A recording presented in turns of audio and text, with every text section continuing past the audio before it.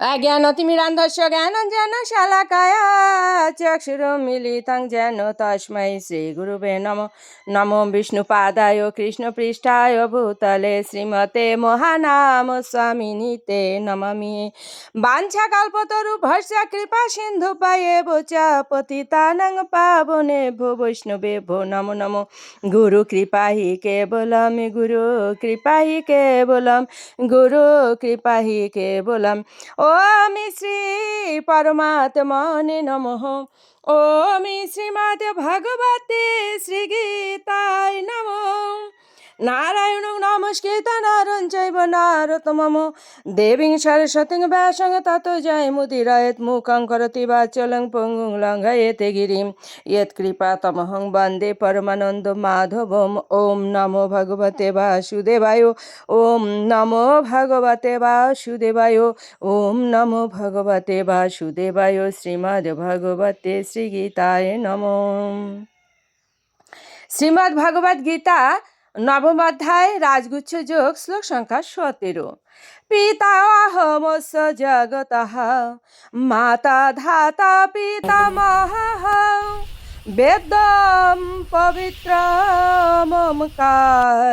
ऋक्साम যজুঃ বচম।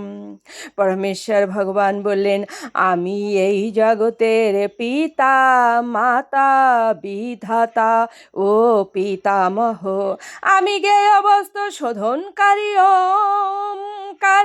আমি ঋক্সাম যজুর্বেদ। তাৎপর্য, শ্রীকৃষ্ণের শক্তির বিবিধ ক্রিয়ার ফলেই চরাচরের সমস্ত সৃষ্টির অভিব্যক্তি হয়। সংসারে আমরা বিভিন্ন জীবের সঙ্গে নানা রকম আত্মীয়তার সম্বন্ধ স্থাপন করি।